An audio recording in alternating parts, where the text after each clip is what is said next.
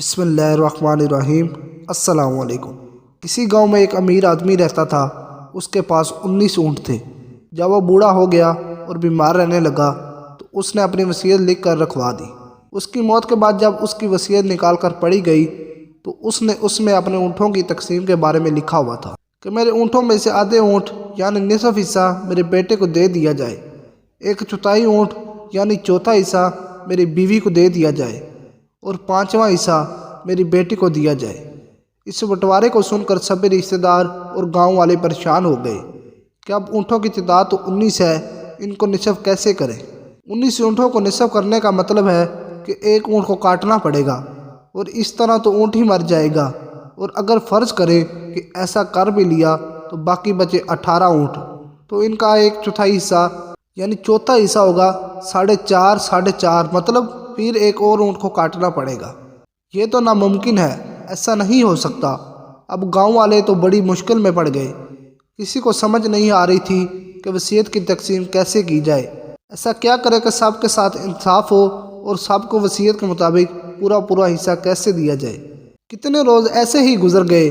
گاؤں کے سارے سمجھدار لوگ سر جوڑ کر بیٹھ گئے، لیکن کوئی حل نہ ملا۔ کسی نے بتایا کہ ساتھ والے گاؤں میں ایک آدمی ہے جو بڑا سمجھدار ہے، اسے بلایا جائے۔ وہ آدمی اپنے اونٹ پر سوار ہو کر اگلے دن اس گاؤں پہنچ گیا۔ گاؤں والوں نے اپنی ساری مشکل اسے بتائی۔ گاؤں والے کی بات سن کر وہ کافی دیر سوچتا رہا، پھر اس نے عجیب بات کہی۔ وہ بولا کہ ان 19 اونٹوں میں میرے والا ایک اونٹ بھی شامل کر کے تقسیم کر دو۔ گاؤں والے اس کی بات سن کر سر پکڑ کر بیٹھ گئے۔ ایک تو مرنے والا پاگل تھا جو ایسی وصیت کر گیا، اور اب یہ پاگل آ گیا ہے جو کہتا ہے کہ ان میں میرا اونٹ بھی شامل کر کے بانٹ دیا جائے۔ انہوں نے اسے سمجھانے کی کوشش کی کہ بھلا دوسروں کے لیے تم اپنا نقصان کیوں کرتے ہو، اپنا اونٹ تم انہیں کیوں دے رہے ہو، لیکن وہ آدمی نہ مانا۔ اس نے کہا جیسا میں کہہ رہا ہوں آپ لوگ ویسا ہی کریں۔ گاؤں والوں نے کہا کہ ٹھیک ہے، تمہاری مرضی، اگر تم راضی ہو تو ہم بھلا کیوں اعتراض کریں۔ اب اس بزرگ آدمی نے وصیت کے مطابق تقسیم شروع کر دی۔ اس نے کہا کہ 19 اور ایک میرے والا ملا کر 20 اونٹ ہو گئے۔ وصیت کے مطابق ان کا آدھا یعنی 10 اونٹ اس کے بیٹے کو دیے جائیں گے، اور 20 اونٹوں کا چوتھا حصہ ہوا 5 اونٹ۔ 5 اونٹ اس کی بیوی کو دیے جائیں۔ اب 20 اونٹوں کا پانچواں حصہ 4 اونٹ بنتا ہے، تو 4 اونٹ مرنے والے کی بیٹی کو دیے جائیں۔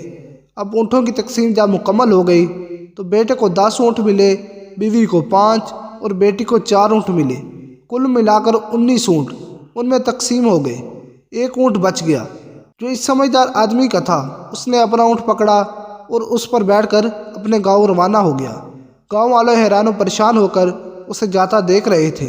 اس نے اپنی سمجھداری کی وجہ سے کتنا بڑا مسئلہ حل کر دیا اور کسی کا نقصان بھی نہیں ہوا۔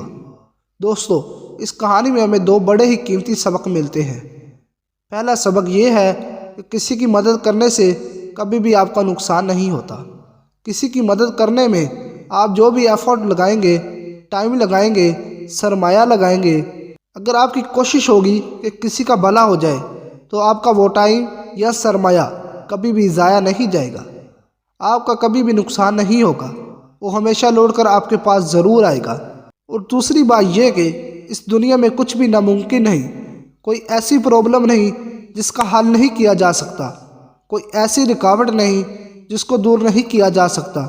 زندگی میں بعض دفعہ ہم اٹک جاتے ہیں، رک جاتے ہیں، ہمیں کوئی راستہ نظر نہیں آتا تو ہم سمجھ لیتے ہیں کہ کوئی راستہ ہے ہی نہیں، ہم گیو اپ کر دیتے ہیں، حالانکہ وہاں پر راستہ ضرور ہوتا ہے۔ ہمیں ضرورت ہوتی ہے بس ایک مختلف طریقے سے دیکھنے کی۔ امید ہے کہ آپ کو ویڈیو اچھی لگی ہوگی۔ اگر ویڈیو اچھی لگی ہے تو میری ویڈیو کو لائک اور چینل کو سبسکرائب ضرور کیجیے گا۔ اللہ حافظ۔